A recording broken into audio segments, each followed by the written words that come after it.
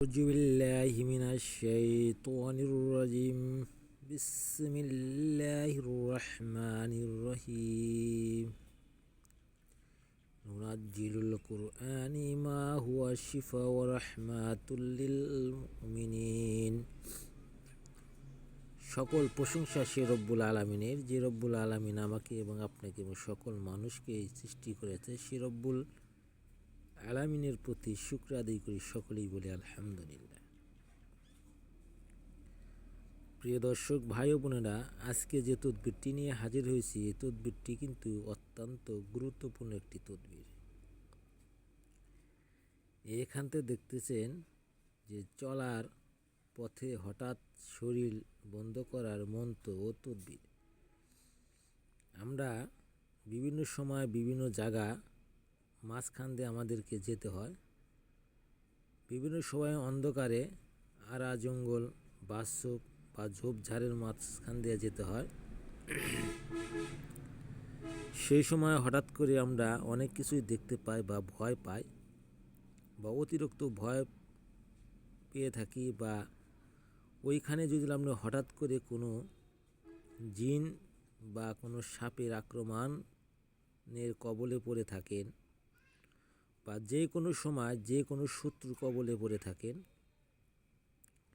তখন আপনি আমলটা করার সাথে সাথে সেখান থেকে আপনি যত বড়ই শত্রু হোক না কেন, সাপ জিন মানুষ যাই হোক না কেন, আপনার কে ছেড়ে সে চলে যাবে।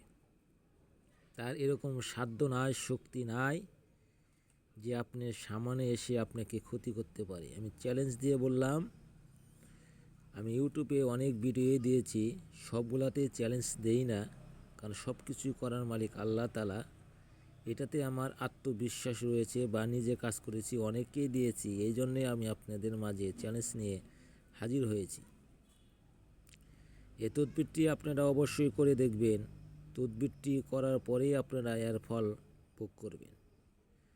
যতক্ষণ পর্যন্ত এই তদবিরটি আপনি না করছেন, ততক্ষণ পর্যন্ত এই তদবিরের কোনো ফলাফল আপনি বুঝতে পারবেন না। তাই আশা করি যার এই তদবিরটি ভালো লাগবে বা যার এই তদবিরটির প্রয়োজন, সেই স্ক্রিনশট মেরে রেখে দেবেন এবং এই তদবিরটি সে শিখে আমল করবেন।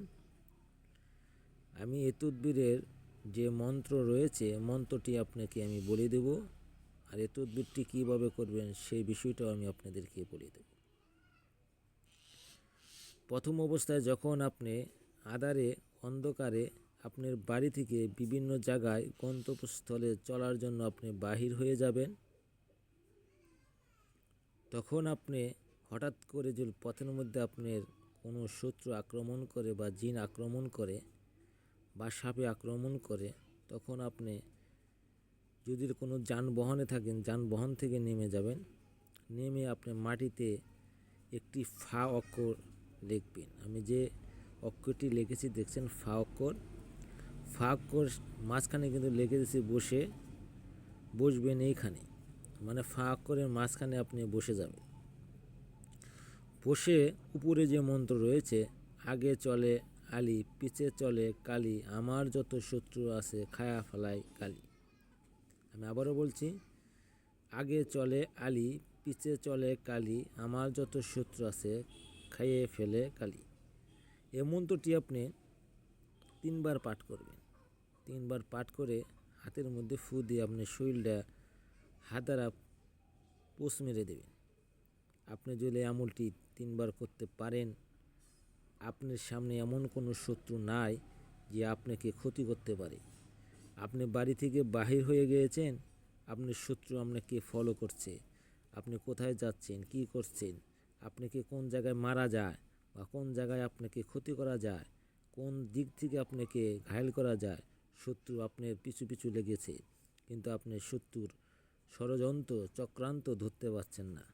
তাই আমি বলতে চাই, এই তদবিরটি প্রত্যেকটি মানুষের শেখা উচিত। হঠাৎ করে বিপদের সম্মুখীন হইলে আপনি এই তদবিরটি করতে পারবেন। যখন আপনি ফা অক্ষরের মাঝখানে বসে যাবেন বা দাঁড়িয়ে থাকেন, আপনি এক চুলও সেইখান থেকে কোনোভাবে সরবেন না। আপনাকে শত্রু অনেক ভয় ভীতি দেখাইতে পারে, অনেক কিছুই বলতে পারে, হুমকি ধামকি ছুরির আঘাত আপনার সামনে আনতে পারে, কিন্তু আপনি ছুরির আঘাত বা ভয় ভীতি আপনার কাছ পর্যন্ত বিটতে পারবে না। আমলটি আপনি করে দেখবেন এবং আমলটি করার পরেই আপনি ফল যাচাই করতে পারেন। যে কোনো কাজে রিস্ক না নিয়ে কাজ করলে আপনি কাজের ফল ভোগ করতে পারবেন না। অনেকেই বলতে পারেন যে আমি যখন ছুরি নিয়ে আসবো ঘাও মারবো বা আমি মরে যাব। না, আপনাকে কখনো সে ছুরি দিয়ে আঘাত করে ঘাও মেরে ফেলতে পারবে না। আপনার সামনে সে কখনো আসতে পারবে না। সে নিজেই ভয় পেয়ে আপনাকে ফাঁক থেকে কিছু গালাগালাজ পেরে চলে যাবে। তাই আমি বলতে চাই এই আমলটি শিখে রাখেন, আপনাদের এই আমলটি কাজে লাগবে। যারা চ্যানেলটি সাবস্ক্রাইব করেন নাই সাবস্ক্রাইব করে দিবেন এবং চ্যানেলের সাথে থাকবেন। আশা করি আপনাদেরকে আরও নতুন তদবির নতুন ভিডিও দেব। আমি কিছুদিন যাবৎ একটি সমস্যায় ভুগতেছি, তার কারণে আপনাদের মাঝে কোনো ভিডিও আনতে পারতেছি না। আমি পারিবারিকভাবে আমার সন্তান নিয়ে একটু পেরেশানির মধ্যে আছি, সন্তানটি অসুস্থ। তাই আমি সকলের কাছে দোয়া চাই, সকলেই দোয়া করবেন এবং আমি আপনাদের সকলকেই আল্লাহর কাছে দোয়া বলছি যে আল্লাহ তাআলা যেন সকলকেই সুস্থ রাখে। যারা আমার চ্যানেলের সাথে রয়েছেন আল্লাহ তাআলা যেন সকলকে হেফাজত করে এবং সকলের আপদ বিপদ থেকে যেন আল্লাহ রক্ষা করে। সকলেই আমার ছেলের জন্য দোয়া করেন ইনশাআল্লাহ।